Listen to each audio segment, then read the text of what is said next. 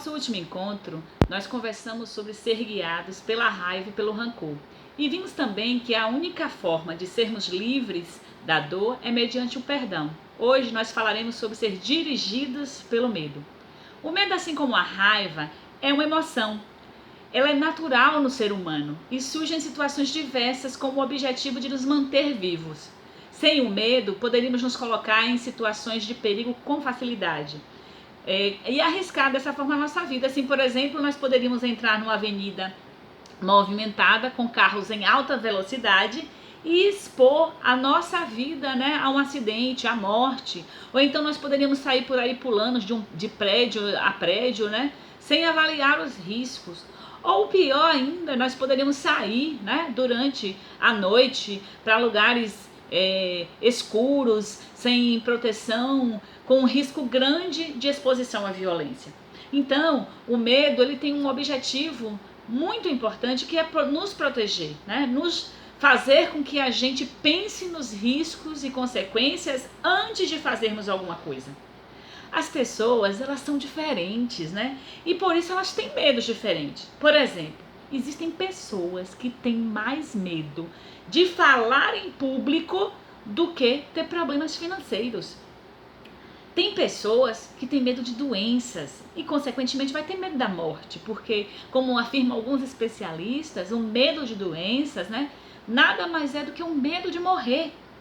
Imagine agora esta pessoa que tem medo, né, de adoecer, que tem medo de doença, ela vivendo nessa condição de pandemia. Como será que ela está? Ela pode estar com muito pânico, com muita angústia, né, com muito medo mesmo. Agora, por outro lado, tem aquelas pessoas que parecem desprovidas de medo, porque elas se arriscam facilmente.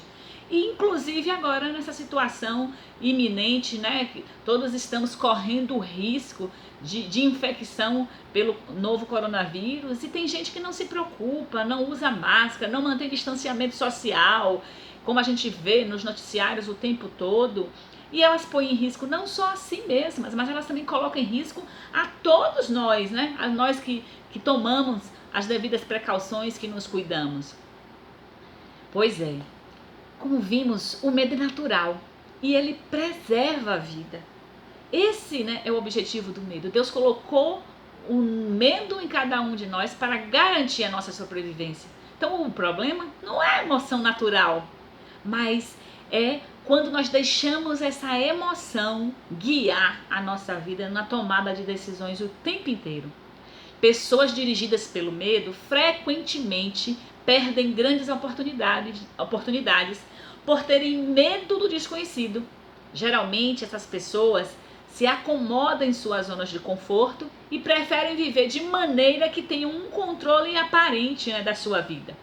Quando o medo nos guia, o que acontece? Nós assumimos algumas posturas, né?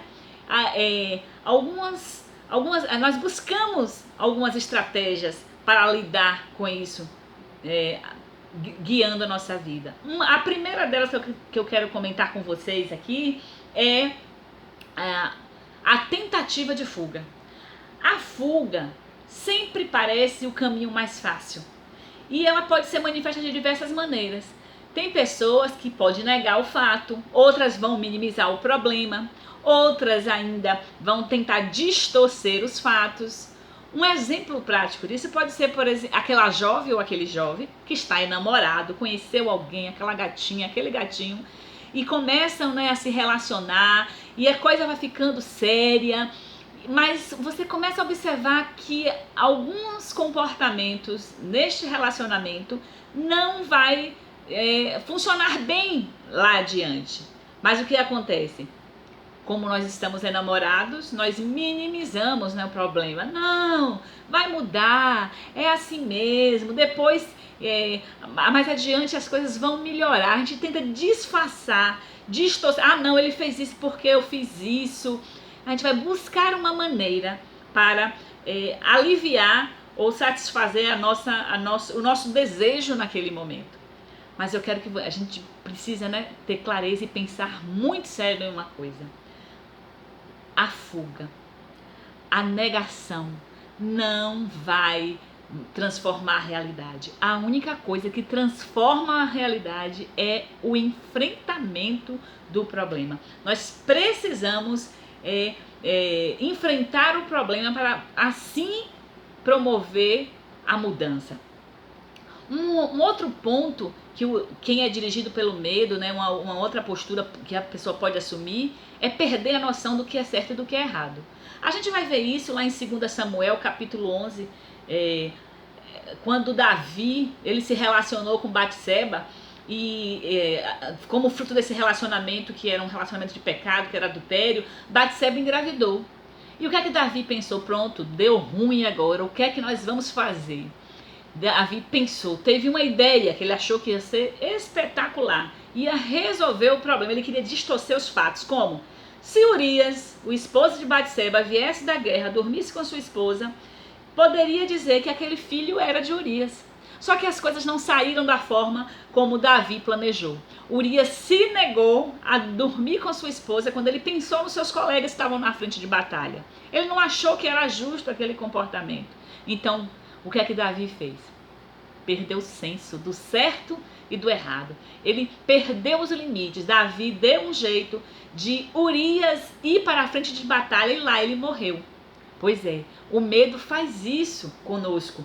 Nós perdemos os limites de ação e vamos agir de forma que nós possamos conseguir alcançar os nossos objetivos, para que ninguém venha descobrir qual é o nosso erro. Mas nós esquecemos de uma coisa muito importante, que Deus tudo vê. Eu posso esconder os fatos dos outros, eu posso distorcer os fatos, eu posso negar para mim mesmo, mas Deus está vendo tudo, está no controle de todas as coisas.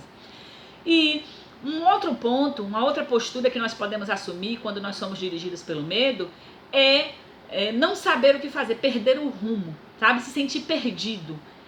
E quando a gente não sabe onde buscar socorro, como resolver a situação, nós nos precipitamos e tomamos decisões impensadas, né? Nós não vamos nos lugares adequados, nós não buscamos a fonte adequada, porque eu não sei o que fazer, eu estou sem norte, eu estou sem chão. Resultado é que eu vou tomar uma péssima decisão. E por fim, o medo gera ansiedade. Então, quando a gente é dirigido pelo medo, é comum que nos sintamos sempre preocupados com o amanhã. E talvez a gente possa estar fazendo questionamentos, por exemplo, como: o que é que vai acontecer? E se os outros descobrirem o que eu fiz? Será que eu terei como pagar as contas no final do mês? Será que eu vou ficar sozinho, sozinha a vida inteira? Pois é, nós poderíamos citar muitas outras preocupações que são geradas pelo medo. E quando a gente fala de preocupações, a gente está falando daquilo que nos mantém num constante estado de ansiedade. O que é estar ansioso? É sentir hoje a dor de amanhã. E nesse sentido, nós precisamos aprender com o nosso Senhor Jesus. Lá em Mateus 6,34, ele vai nos dizer: basta cada dia seu próprio mal. Nós temos as dores do dia. Nos preocupemos ou nos ocupemos com ela. Nós não devemos nos preocupar com o dia de amanhã. A gente não sabe do dia de amanhã. A gente não sabe o que vai acontecer. Vivamos o hoje e o amanhã, como se diz por aí, a Deus pertence. E se nós somos guiados pelo medo, só lembrando o que a gente já falou, a gente pode tomar o caminho mais fácil, que é a fuga. Ou a gente pode perder os limites. Ou a gente pode andar por aí sem rumo, sem saber o que fazer e muito ansiosos.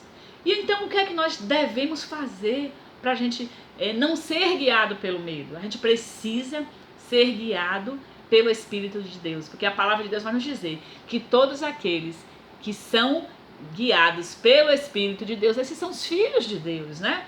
E nesse sentido, a gente tem que lembrar que o nosso socorro vem do Senhor. Está lá em Isaías, capítulo 41, versículo 10.